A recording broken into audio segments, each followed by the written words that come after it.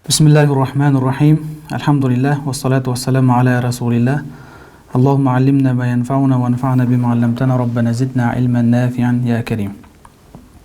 Imam Abu Ja'far at-Tahawi rahimahullohning aqida, ahlu sunna wal jamoаттын aqidasi турасында жазган китебин улантабыз. Буга чейин илахият боюнча окуганбыз. Негизинен aqidada 3 чоң бөлүк бар. Илахият, нубуват, анан ас-самиият болуп. Ошон буга чейин бир нече маселелер өткөн илахият боюнча. Бул китеп боюнча ошол нубуватка келип токтогонбуз.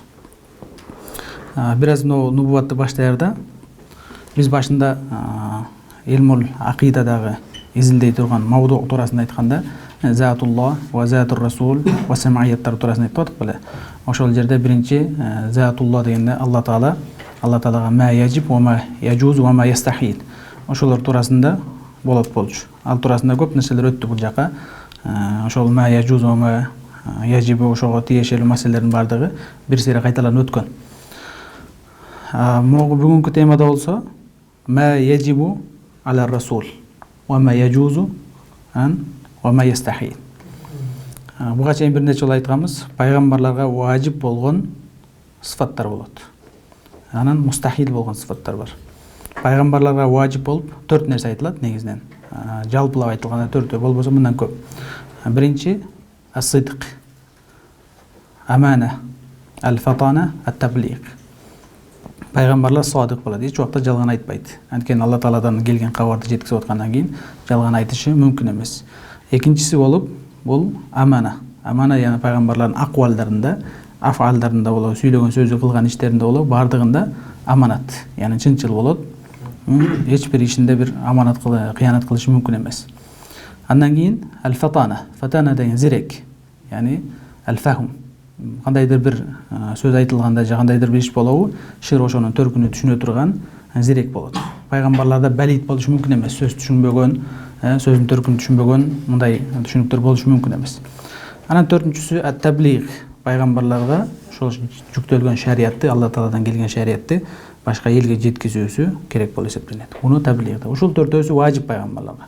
Ушунун карама каршысында 4 нерсе бар, бул мустахил болот. Сыдыктын карама каршысында ал-казиб. Аманаттын карама каршысында ал-хияна болот. Анан фатананын карама каршысында ал-балада. Төртүнчү таблигhtын карама каршысында ал-китман. Пайгамбарларга жүктөлгөн шариятты өздөрү катып, жоксо элге жеткизбей коюшу булардын баары мустахил болуп эсептелет.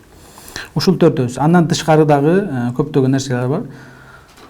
Бир нече сыфаттар табылыш керек дейт. Бул туурасында Сироджиддин ал-Оши рахимахуллахын Бадл Амалда айтат, жаттаган болсоңор керек. Ал жерде ва ма канат набиян катту унса ва абдун ва шахсун зуфти али. Пайгамбарларда ушул 4 имам Сироджиддин Оши бул 4 нерсени айтат. Пайгамбарларда биринчи шарты бул рожулат. Аялдардан пайгамбарлар чыкпайт. Рожул болушу, эркек болушу шарт. Экинчиси абд болушу болбойт. Сөзсүз хуррият шарт болот. Демек хур адамдардан пайгамбарлар чыгат. Анан да бир нече шарттары бар. Бул адам баласынан чыгыш керек. Жиндерден пайгамбарлар чыкпайт. Адам баласынан пайгамбарлар чыгат, а жиндер шариятта ошол жактан үйрөнөт. Ал туурасында жин сүрөсүндө жана башка Куранда келген нерселерде далилдер көп. Анан пайгамбарлар шарафун насаб болуш керек. Насабы, ата теги, шарафаттуу, урматтуу адамдар болуш керек. Кулдардан чыкпайт мисалы. Жана ошондой эле эң негизги шарттарынан болуп эсептелет саламатул жисм деп айтат. Денелерин таза болушу, саламатта болушу. Буга чейин мисалы кээ бир кабарларда айтылып жүрөт, жоксо эл арасында айтылып жүрөт го, жана айтып Айюб алейхиссаламдын оорусу туурасында, ошонун денесине курт түшүп кеткен. Анан кийин курт түшүп баягы курт жерге түшүп кетсе, аны алып денесине салып деп кыскасы көрүп жабырып окуя көбөйүп кеткен да. Ошол нерселер туура келбейт негизи. Анткени бул жердеги дене пайгамбарлардын денеси жанагындай адамдар кача тургандай деңгээлде болушу мүмкүн эмес. Демек бу да ошол шарттарына кирет.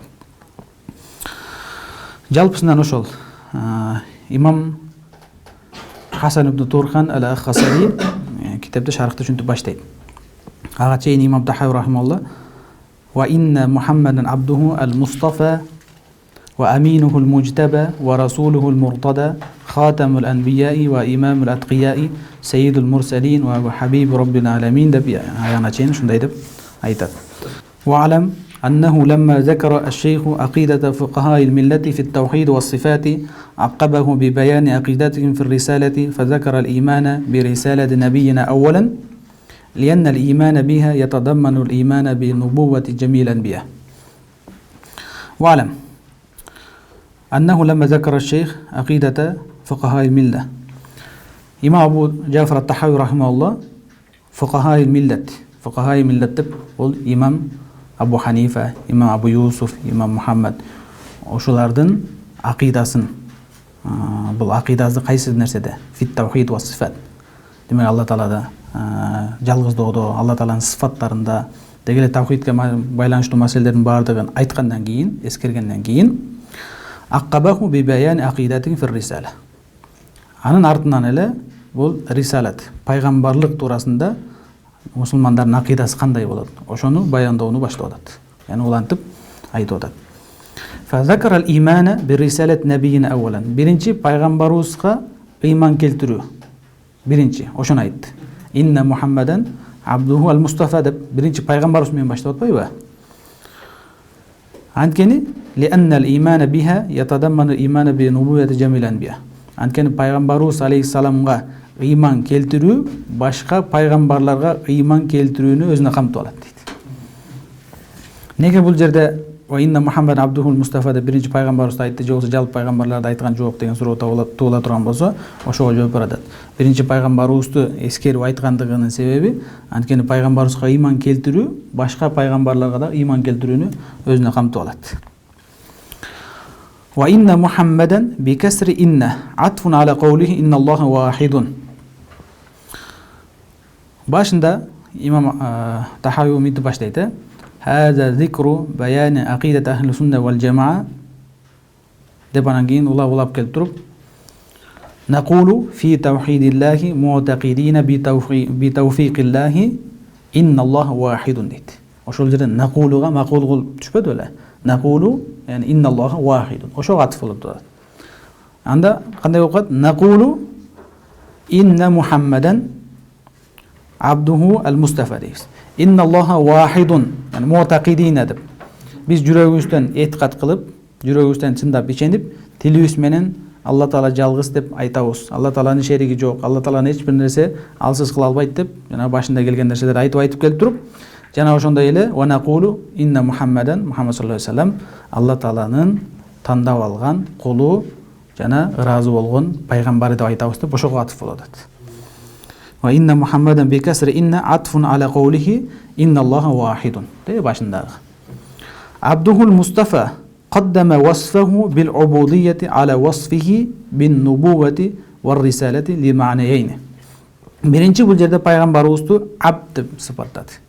Яни инна Мухаммадан расулуху же наби деп биринчи айткан жок. Биринчи бул жерде абдуху деп, абд деп Алланын кулу деп сыпаттап атат дейт. Неге антип сыпаттады? Бул жерде биринчи ошол абд, бул жерде пайгамбар же элчи деп атабастан биринчи абд алып келип коюшунда эки маани бар. Биринчиси ахадухума иш'арун би тахқиқи убудиyyatihi ва би камалихи ва улуми даражатихи. Минтип биринчи абд деген сөздү алып келип коюшунда биринчи маани иш'арун яни ихбарун. Бул пайгамбар саллаллаху алейхи вассаламдын Аллага болгон кулчулугунун баягыл тактыгы, аныктыгы болот. Пайгамбарыбыздын кулчулугу Алла Таалага болгон. Жана ва бикамалихи ошол Алла Таалага болгон пайгамбарыбыздын кулчулугунун неси? Камилдиги. Аллага чындап кул экендиги. Ва улуми даражатихи жана пайгамбарыбыздын даражасынын жогору экендиги. Неге кандай болот десе? Анткени из куллама издада абду тахқиқан лил убудиyyati издада камалуху ва алат даражатуху. Эгерде адам пенде Алла Таалага болгон кулчулугун чындап сезип, чындап Алла Таалага кулчулук кыла турган болсо, ошол Алла Таалага болгон кулчулугунун баягы көбөйсө кулчулугу. Анда мунун чындап Аллага болгон кулдугу камил болот, камалдыгы да көбөйөт, жана ошондой эле даражасы жогорулайт. Демек сенин кулчулугуң, Алла Таалага болгон кулчулугуң канчалык көбөйсө, Алла Таалаганын алдында сен даражаң ошончолук көбөйөт. Бул биринчиси. Ва бизалика истахакка тaqdima ala al-khalqi fi dunya wal akhirah. Мына ошол себептен пайгамбар саллаллаху алейхи вассаламдын убудияттыгы, абдыгы, Алла Таалага болгон кулчулугунун камил экендиги, толук болгондугу себебинен бу дүйнө акыретте бардык махлукаттардан алдыда болот. Валида васафаху бил истифаи. Ошон үчүн бул жерде абдухул мустафа деп сыпатталат. Яни тандап алган кулу деп. Яшхаду бизалика зикруху таала фи ашрафил мақамати би исмил абд. Бул улуу макамдарда Алла Таала пайгамбарыбызды абд деп атын айтпастан, мисалы, же болбосо ар-расул, же болбосо ан-наби дебестен пайгамбарыбызды эмне дейт? Абд деп айткан жерлер бар. Мисалы, каули таала астагфиру билла, субханаллази асра би абдихи лейлам минал масжидил харами илал масжидил акса. Аятын уландысында ошентип келет да. Пайгамбар саллаллаху алейхи вассаламдын Алла Таала масжидил харамдан масжидил аксага исра кылган. Яни Алла Таала исра кылдырган. Исра деп өзү түндө жүрүштү айтат да. Сайру фил лейл.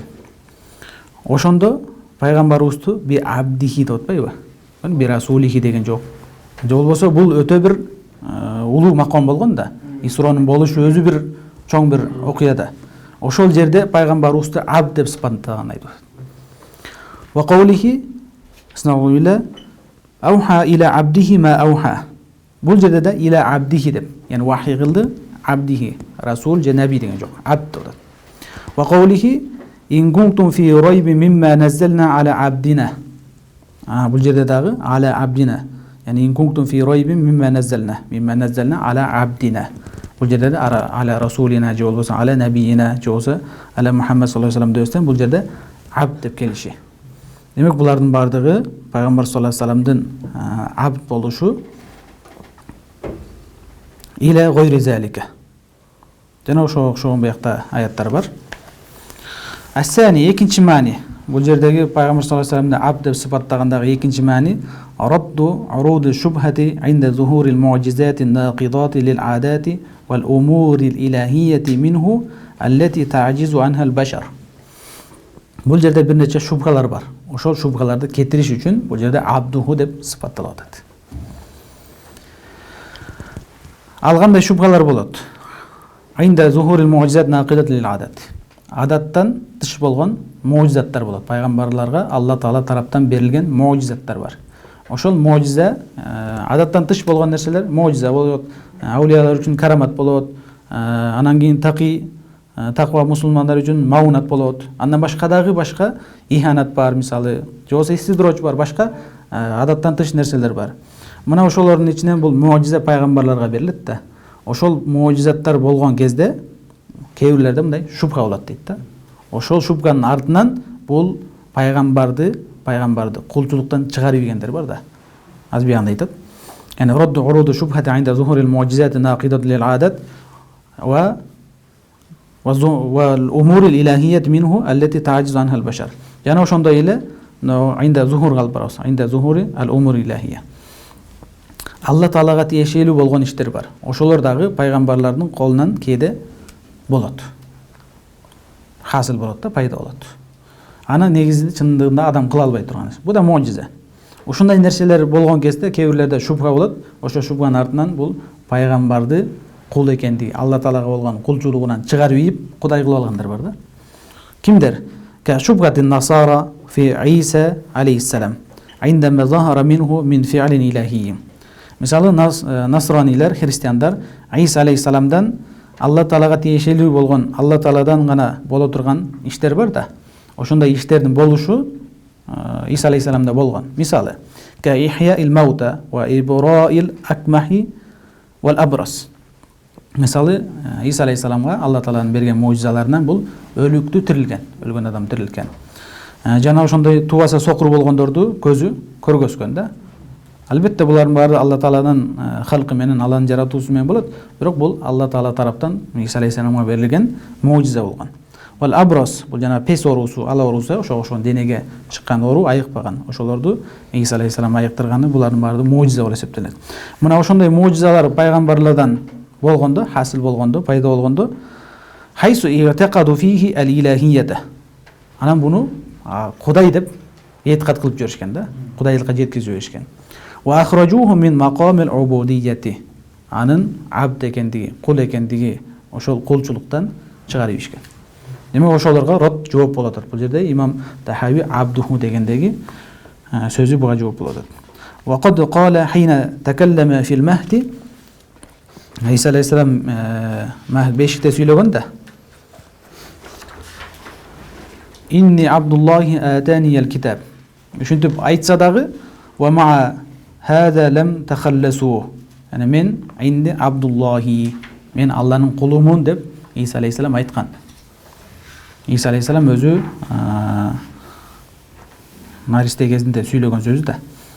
Ушинтип айтса дагы, булар бул нерседен арыла алган эмес да. Кийин İsa aleyhisselamдан жана муужизаларды көрүп, демек бул Кудай деп ушинтип этикад кылып, İsa aleyhisselamды убудияттыктан, Алланын кулчулугунан чыгарып Кудай кылып алышкан. Демек ушуларга жооп болду. Эстеп калабыз. Бул жерде эмнеге абд деп айтты? Ушул эки маанини айтты бул жерде. Ва аминуху ва фи ба'ди нусахи набиюху деп келет. Yani nabiyuhul mujtaba деп келет. Бул жердеги нусхада аминуху деп келиптир. Болуптур. Аминуху жолусу набiyuhul mujtaba дейт. Mujtaba дегенде мухтар, yani тандап алган пайгамбары. Жолусу аминуху десе келе берет. Ва расулухул al-murtada. Өзү разы болуп тандап алган пайгамбары. Разы болгон пайгамбары. Wasfahu bil amanati wal ijtiba'i wal irtida'i. Wal irtida'i. إشعارا بأن الله تعالى لا يضع الرسالة ولا يظهر الإعجاز إلا على يد الأمين الذي اصطفاه واختاره من بين عباده بالصدق والأمانة. Неге бул жерде Алла Таала пайгамбарыбызды негизи ошентип сыпаттаган да, муртада деп сыпаттаган, Мустафа деген да, яны тандап алгандыгы, ошолордун баардыгы бул жерде Алла Таала мындай аманатты, пайгамбарлыкты жөн эле бир аманатка бекем тура албаган, чынчыл эмес, бирөөнүн колуна салып койбойт дейт. Сөзсүз Алла Таала ал ошол чынчыл, аманатчыл бир өзү сүйгөн пендесин тандап алат, анан кийин Алла Таала рисалатты берет. Мына ошол жердеги сөздөрдүн баардыгы ошол. Wasfahu bil amanati wal ijtiba'i wal irtida'i. Неге мынтип сыпаттап атат могу жерде? Аминуху ал-мujtaba. Имам Тахави дагы ошол сөздөргө улам жазып атат да, бул жака улам. Куранда келгендегидей биринчи башында Абдухул Мустафа деди. Анан кийин Набиюхул Мujtaba ва Расулухул Муртада деп келип атат. Демек имам Тахави wasfahu bil amanati wal ijtiba'i wal irtida'i. Демек ишаран, yani ихбаран bi anna Allah Taala la yada'u risalata. Алла Таала бул рисалатты, пайгамбарлыкты бирөөнүн мындай колуна салып бербейт дейт. Бербейт жолусу пайгамбарлыкты бербейт. Ва ла юзхирул и'жаза, муужизаны да аларга көргөзбөйт. Илля ala yadil aminil allazi istafahu wa ikhtarahu. Алла Таала ошол өзүнүн пенделеринин арасынан ал пенделери кандай? Тандап алган пендеси аманатчыл, чынчыл болгон пендесин тандап алып, анан ошого пайгамбарлыкты берет. Кийинки маселе wal farqu bayna an-nabiy wa ar-rasul. Пайгамбар жана расул деди. Мындайча айтканда, ан-наби бул пайгамбар десек, ар-расул десек элчи дей турган болсок. Ушул экөөнүн айырмачылыгы. Имам Ай-Хасари мынтип айырмалап атат. Анна man nabbahu Allahu bi khabari samai in amarahu an yuballigha ghayrahu fa huwa rasul. Эгер Алла Таалага вахий кылса, анан ошол вахий кылганда вахийни шариятты берди Алла Таала, вахий кылды дагы, анан ошону башкаларга жеткизүүгө, адамдарга жеткизүүгө буйруса, бул расул болот. Ва илля, эгерде Алла Таалага вахий кылып, бирок ошону башкаларга жеткизүүгө буйруп алса, фахуа набиюн дейт. Валейса бир расул, ал расул болбойт. Демек ушул жерден ушундай маани чыгып атат. Фар-расулу ахассу минан наби. Буга карай турган болсок, бу расул ахассу минан наби. Ан-наби болса аам болуп калат. Аам ахастар маанисин билебиз. Лианна кулла расулин набиюн бигайри аксин. Анткени ар бир расул пайгамбарды айта беребиз. Бирок бардык пайгамбарларды расулду айта албайбыз. Анткени ан-наби дегенде аам болот, ар-расул дегенде ахас болот. Фар-рисалату ахассу мин жихати ахлиха, яни ахли рисала. Эгерде ошол пайгамбарлык, элчилик бул берилгенде, аны көтөрүп жүргөн элчи, пайгамбар бар. Ошол жагын карай турган болсо, ахли рисала карай турган болсок, бул ар-рисалат ахас болуп калат. Ва аамму мин жихати нафсиха, нафс ар-рисаланы өзүн карай турган болсок, бул жерде бир маселе бар. Ногул тариф ан-наби менен ар-расулдун айырмачылыгын берген ушул тариф негизи китептерде көп келет. Көп эле китептерде көпчүлүк эле ушул тарифти экөөнүн айырмасын алып келе берет. Бирок уламалар айтат, бул тариф экөөнү айырмачылыкты берген тарифтер көп туура келе бербейт. Себеп дегенде ан-наби деген Алла Таала вахий кылса, анан аны кандай шариятты жеткизгенге буйрулбай калабы? Могу жердеги сөздү карайда ушундай болуп калат атпайбы? Ар-расул дегенде бул шариятты жеткизүүгө буйрулуп атат дагы, ан-наби болсо эмне болуп атат? Буйрулбай калып атат да. Демек, жеткизбей деле койсо болот дегендей сөз чыгып калат атпайбы? Десе уламалар айтат, жок, мыногул жерде бир аз тарифи окшошпойт. Мындай түшүнсөк болот дейт муну. Ар-расул дегенде Алла Таала ага вахий кылган шарият берген. Жана ошол шариятты башкаларга жеткизүүгө буйрулган. Ан-наби деле ошондой Алла Таала ага вахий кылынган, бирок жаңы шарият берилген эмес. Аны мурунку өткөн пайгамбардын шариятын жеткизүүгө буйрулган. Ушинтип түшүнсөк болот. Түшүнүктүбү? Бул жакшы ошондой. Бул туурасында имам Кунауи өзүнүн Ал-Қалаид Шарх ал-Ақаид деген китебинде бул набийни ушинтип сыпаттайт да, тариф берет. Ан-набию ман лам юнзилиллаху алейхи китабан. Алла Таала ага китеп түшүргөн эмес, наби дегенде. Ва лам я'мурху би хукмин жадид. Ага жаңы бир шариятты, жаңы бир өкүмдү жеткизүүгө буйруган эмес. Бал амараху би ан яду'a ан-наса ила динир расул аллази qablahu. Өзүнүн алдындагы өткөн ар-расулдун шариятын жеткизүүгө буйруган дейт. Ушул түшүнүккө карай турган болсок, ар-расулду түшүнүп чыгарып алсак болот бул жерден. Ар-расул дегенде мен юнзилиллаху алейхи китабан. Расулга Алла Таала ага китеп жөнөткөн, китеп берген. Жана жаңы шарият буйруган ага, жана ошол нерсе жаңы шариятты башка жеткизүүгө буйрук кылган. Ушинтип айырмасак тууралаак болот дейт уламаларда. Биз деле ошону алабыз могу жерде. Ва хатамул анбияи وصفه أولا بالرسالة ثم بكونه خاتم الأنبياء لقوله تعالى ولكن رسول الله وخاتم النبيين. بل آيات ما كان محمد أبا أحد من رجالكم ولكن رسول الله وخاتم النبيين. آيات شنو تقول؟ Demek Muhammed sallallahu aleyhi ve sellem sizlerin hiçbirinizin erkeklerin atası emez. Al Allah Taala'nın elçisi jana пайгамбарлардын акыркысы мөөрү деп келет. Бул жерде биринчи имам Тахави ар-расул деп айтпады. Yani ar-rasuluhul mujtaba dedi. Wa rasuluhul murtada dedi. Wa rasuluhul murtada. Андан кийин хатамул анбия. Ушинтип катары менен алып келгендиги эмнеге мындай кылды десем, мына аятка карап дейт. Анткени аятта валакин расулаллахи ва хатамун набийин дебеди. Ошого ылайык. Ва лиқаулихи алейхиссалам ана хатамун набийина ла набия ба'ди. Мен пайгамбарлардын акыркысымын, менден кийин пайгамбар жок, келбейт деген.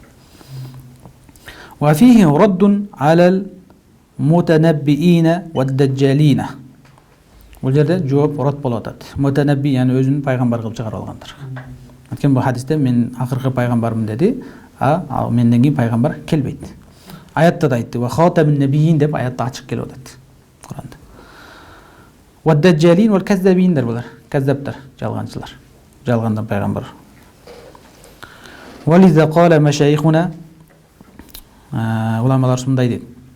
Инидда ахадун баада набийина ан-нубувата. Егер біреу шығып алып, пайғамбарымыздан кейін мен пайғамбармын деп шықса дейді. Ла ютлабу минху муъжизатун. Андан муъжиза талап қылмайды. Ана маған бізге муъжиза көргөзші деп талап қылмайды. Бәл юқбалу бит-такзиб. Үшілдер юқбалу болады. Бәл юқбалу бит-такзиб. Аны жалғаншы деп эле кабыл кылынат. Мен аны жалғаншы деп эле кабыл кыламыз. Адан эгер муъжиза талап кылса, анда бул не болуп калат? Аны пайгамбарлыгы чынбы дегендей шек күмөн кетет да. Андай шектендиң уже пайгамбарлыгына шектенген болосуң да. А кээ бир уламалар айтат, жок. Аны баягы истихза иретинде айтса, анда таасир бербейт дейт. Истихза. Бирок кадимкидегидей пайгамбар болсоң анда муъжиза көргөзчү деп чын пайгамбарсыңбы дегендей маани болуп кала турган болсо, бул болбойт дейт. Мынтип сураганга болбойт. Эми ошентип бирөө пайгамбарлыгын мен пайгамбармын деп чыкса, фа ин канат лаху шубхатун игтарратху кушифат. Баягы бунун шубхасы бар. Ошол шубхасы муну эмне кылып атат? Шубхасын азгырылып, шубхасын алданып, бул пайгамбармын деп атат, өзүнүн бир шубхасы бар. Эгер ошондой болуп калса анда кушифат. Ошонун шубгасын кетиребиз. Айдылнат, мындай андай деп.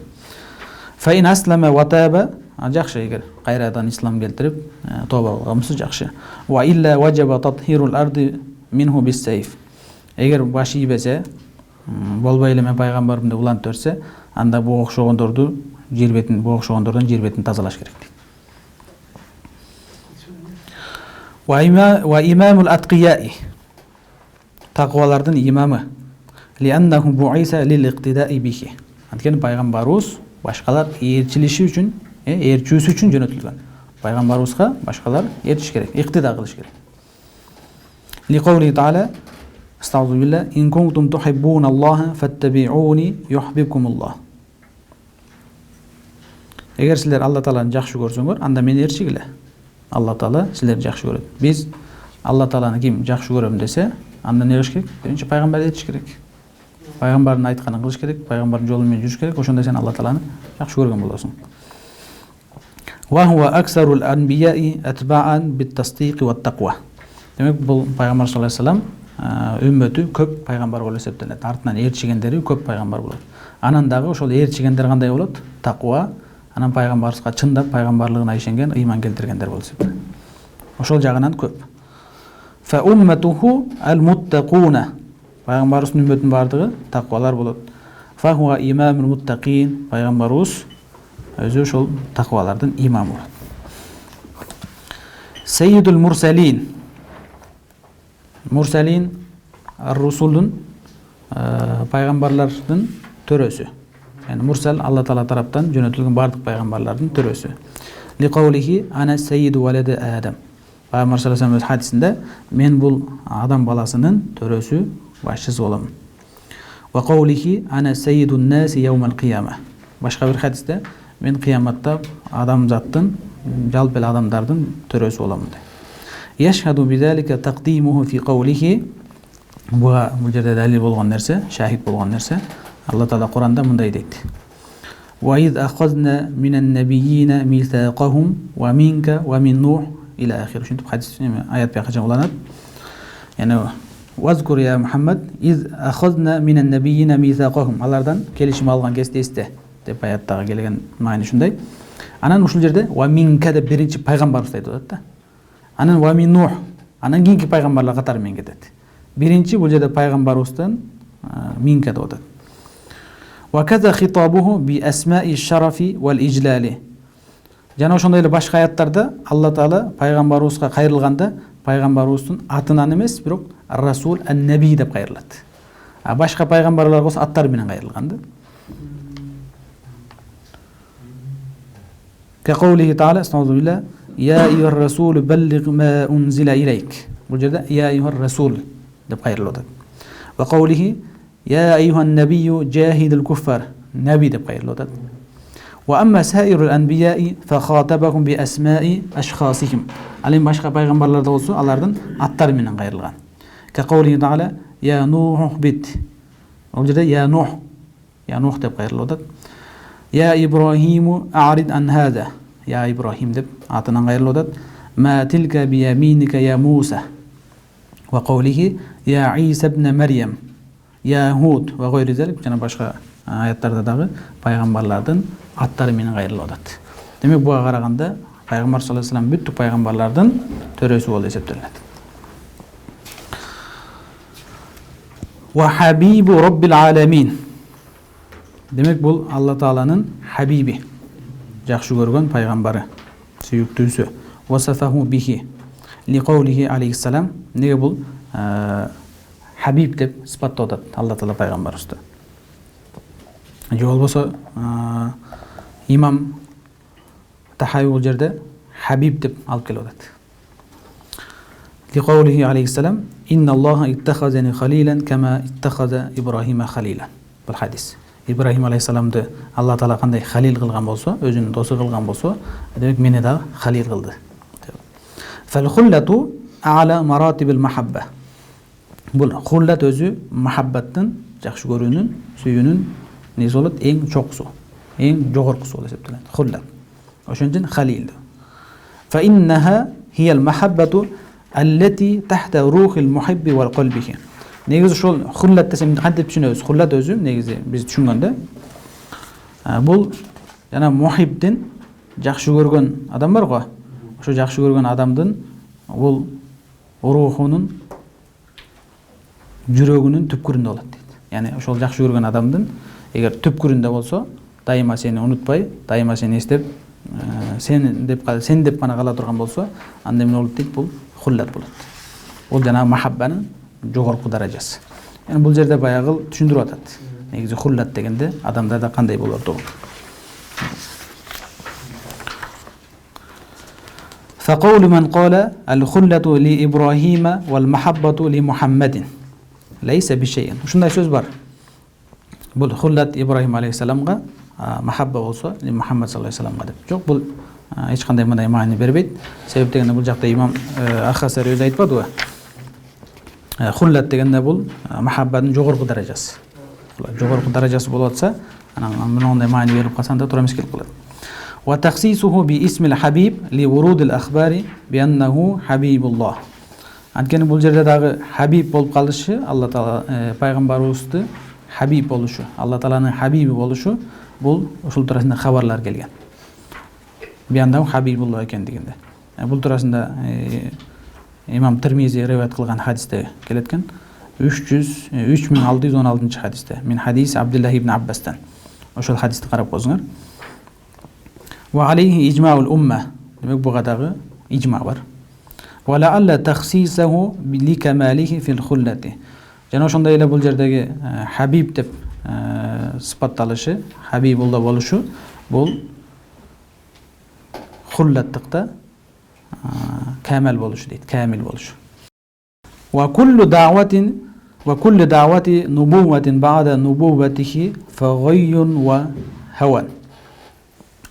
Пайгамбарыбыздан кийинки ким пайгамбарлыкты даава кылса, алардын даавасы фагайюн, яни долалун, адашуу болот. Ва хаван, яни хаван нафс. Ал өзүнүн эле нафсинин хавасы болот. Нафсинин кызыкчылыгы, кандайдыр бир кызыкчылык көздөп эле ошондой нубуаттык, пайгамбарлыкты, нубуаттыкты жар салып берет. Болбосо булардын баары адашуу. Лима сабата ан ла набия ба'даху. Анткени бул жакта сабит болгон билебиз, пайгамбарыбыздан кийин пайгамбар келбейт. Анткени ар жакта Куранда айтты, хата лакин расулаллахи ва хатаман набийин деди. Аятта ачык келди. Андан кийин ар жакта ла набия ба'ди. Пайгамбарыбыздан кийин, өзүнөн кийин пайгамбар келбестигин айтты. Ва андаху хатамул анбия вал гайю ибаратун анил батил ва далал. Демек бул жерде гай дегенде далал, батил деген маанидә. Далал адашу. Вал хава ибаратун ан шахватин нафс. Яни нафстын эле каалоосу болгон. Ай тилка даъвату такуну бисабаби хаван нафси ла ан хидаят. Жанагы пайгамбарыбыздан кийин пайгамбарлык чакыргандардын баары, пайгамбарлык жар салгандар, алардын баары өзүнүн нафсисин эле каалоосу. Яни кайсы бир кызыкчылыкты көздөп эле кылган иши болот. Ла ан хидаят. Ал жерде хидаят үчүн эмес. Адамдар хидаятка баштоо үчүн эмес. Ва хуал маб'усу иля амматил джинни ва кафатил вара. Пайгамбарыбыз бардык джиндерге жана бардык адамзатка жөнөтүлгөн. Yani ve huvel meb'usu ila ammetil cinni ve kafetil vara bil hakki vel huda. Amma ba'asuhu lil cin. Peygamberimizdin cinderge dagı peygamber bolup gelişi fe li kavlihi taala hikayeten an kavli cin. Cinderдің ошо сөзүнөн Алла Таала хикаят кылып бул Куранда айтат. Астагфирулла я кавмана ажибу да'iяллах. Жиндер өзүнүн кавмуна барып кайрылганда ажибу да'iяллахи. Алла Таалага чакырган пайгамбарга жооп бергиле, яни иманга келгиле, исламды кабыл алгыла дегени. Ва каза тадуллу суратул джин ала аннаху урсила илейхим айдан. Буга дагы ошол суратул джин сүрөсү далил болот. Жалпы джиндерге пайгамбарыбыздын пайгамбарлыгы, пайгамбар болуп жөнөтүлүшү. Ва каулихи таала астагфирулла я айюхан насу анни расулуллахи илейкум жамиа. О адамдар, мен силерге баарыңарга дейт. Жамиа, баарыңарга расул болуп келдим. Пайгамбар болуп келдим. Ва каулихи ва ма арсалнака илля каффатан линнас. Yani Allah Taala aytат, seni biz бүткүл адамдарга, жалпы адамдарга пайгамбар кылып жөнөттүк. Fa ta'mimu risalatihi jami'an nasi. Бул жердеги ошол аяттардагыдай болуп, мен жалпы баарыңарга пайгамбар болдум. Же болсо Алла Таала сени бардык адамдарга пайгамбар кылып жөнөттүк деген бул ta'mim болот атпайбы? Бүттүк адамдарга деп. Ошол рисаласы пайгамбарлыгынын бардыгына экендиги бул далил болот. Dalilun ala ta'mimiha jamiyal jinn aydan deydi. Jinlerдің бардығына да пайғамбар екендігіне дәлел болып есептеледі. Изил jinnu kattaba'i linnasi fi tasghirillahi ta'ala al-alama lil bashar. Бұл jiндер адамдарды ээрчүүчү болот. Кайсы нерседе? Fi tasghirillahi ta'ala al-alama lil bashar. Бұл аламды Алла Таала адамдарға, адамзатқа не кылып койгон? Баш ийдирип, моюн сундуруп койгон. Ошол жагынан караганда бул жиндер дагы адамдарды ээрчүүчү болот. Алла Таала Куранда башка аяттарда дейт: "Астагфирулла саххара лакум ма фис самавати ва ма фил ард." Яни Алла Таала силерге адамдарга айтып атат. Асман жердегилердин бардыгын моюн сундуруп койду. Яни силер лиманафиукум. Жокса силердин пайдаңар үчүн, ошолордон пайдаланышыңар үчүн асман жердегилердин бардыгын силерге баш ийдирип, моюн сундуруп койду. Демек ушул жерге карасак, жиндер дагы адамдарды ээрчийт. Ва каза каулуху хитабан лил инси вал джин. Жана ошондой эле бул жерде инсандар менен жиндерге бирдей хитап келет. Фа би айи алаи раббикума туказзибан. Яни фа би айи ниами раббикума туказзибан деген мааниде да. Яни Роббуңардын кайсы ниаматтарын жокко чыгара аласыңар? Яни жалганга чыгара аласыңар? Я айюхал инс вал джин да. Бул жерде туказзибан, яни я айюхал джин вал инс. Жиндер менен инстарга айтылып атат. Демек буларга карасак, бул пайгамбарыбыздын адамдарга, жалпы адамзатка пайгамбар болуп келиши бул жиндерге дагы пайгамбар экендигине далил. Түшүнүктүбү? Бил хакки вал худа деди. Пайгамбарыбыз адамдарга, жалпы адамга, жалпы жиндерге пайгамбар болуп жөнөтүлдү. Бил хакки вал худа. Акыйкатты жеткизүү үчүн, акыйкат динди жеткизүү үчүн, аларды хидаятка башташ үчүн, аларга Алла Тааланы таанытып билдириш үчүн. Ай бил хакки аллади ли ажлихи хуликат самават вал ард. Демек бул жерде хак, яны Алла Тааланы таанытып билүү, Алла Тааланын барлыгын билгизүү үчүн келди. Демек бул асман жердин жаралышы бул Алла Тааланын таанып билүү үчүн жаралган. Ва хуа للدلالة على وحدانية صانعهما. وشير دوندو الله. وهو للدلالة على وحدانية صانعهما. Демек бул жердеги асман жердин өзүнүн жаралышы деле бул Алла Тааланы таанып билиш үчүн болуп атса. Демек асман жердин жаралышы бул Алла Тааланын жалгыз экендиги, Алла Тааланын бир экендигине далил болот да. وهو للدلالة على وحدانية صانعهما. يعني صانع يعني خالق السماوات والأرض. والاستعباد بالأوامر والنواهي. Жана ошондой эле Алла Тааланын буйруктарына баш ийүүгө, тыйган нерселеринен тыйылууга ал-исти'бад, яни ал-иqda, баш ийүүгө далат кылат да. Демек пайгамбарлар бардык адамзатка пайгамбар болуп келди, пайгамбар саллаллаху алейхи вассалам да. Жиндерге да пайгамбар болуп келди. Бил хак, яни акыйкатты жеткизүү. Акыйкат дегенде бул жерде Алла Тааланы таанытып билдириш үчүн, Алла Тааланын бирлигин, барлыгын билдириш үчүн. Демек ушул үчүн асман жер жаратылган өзү. Бул жерде айтайын деген ушул болот да. Демек асман жердин жаратылышы бул Алла Тааланын бир экендигине, жалгыз экендигине жана адамдар ошол Алла Тааланын буйругуна баш ийип, жана тыйган нерсесине тыйылышына бул далил болот. Же болбосо мындай десек де болот. Ау бил хакки аллази лиллахи таала алейхим ва ли ба'дихим ала ба'д. Же болбосо пайгамбарыбыз саллаллаху алейхи вассалам адамзаттын бардыгына, пайгамбарларга, жиндердин бардыгына жана адамзаттын бардыгына пайгамбар болуп келди. Бул Алла Таалага болгон адамдардын акылары бар. Ибадат кылыш керек, Алла Тааланы тааныш керек, Алла Тааланын айтканын буйругун аткарыш керек. Ошондой хакты жеткизүү үчүн. Демек пенденин Аллага болгон акылары бар. Кандай акылары бар? Алланы тааныш керек, Алла Тааланын бир экенин билиш керек, жалгыз экенин бил, бар экенин бил, ибадатын кыл, буйруган нерседен аткар, тыйылган нерседен тыйыл. Ушул нерселерди билдириш үчүн. Дейбиз. Вали ба'дихим ала ба'д. Ананда адамдардын өзлөрүнүн арасында дагы бири-бирине болгон акылары бар. Мына ошол нерселерди дагы жеткизиш үчүн. Деп ушундай маани берсек болот. Вал худа баяну тарикид дин ал-хакки кама марра. Буга чейин өткөнбүз. Хидаят дегенде 3 маанини камтыйт. 3 маанини камтыйт. Ал жерде биринчиси эмне дегенбиз? Ал-баян. Ал-баян, яни идо, тавдih, ачыктоо. Ошол маанисинде болот бул жерде. Вал худа баяну тарикид дин. Бул жерде пайгамбарыбыз хидаятка баштоо дегенде пайгамбар ошол жолду көргөзүп берет. Ал эми нар жактагы ошол хидаят туурасындагы өткөн нерседе ал жерде хылкыл ихтида болсо бул Алла Таалага тиешелүү болуп эсептелет. Ал жерде 3 мааниси өткөн. Биринчиси жанагындай баяну динил хак болгон. Экинчиси ад-дуа вал амр, яни даин ва амир. Же болбосо халкы фи'алил ихтида ва тавфиq. Ушул туурасында нар жакта өткөн. Демек ушул үчөөсүнүн бул жерге туура келгени бул баяны динил хак болот. Бул дин туура акыйкат динди элге баяндап ачыктап берүү. Ал эми хидаятты берүү Алланын колунда. Алла Таала кааласа хидаят берет. Халкыл ихтида бул Аллага таандык.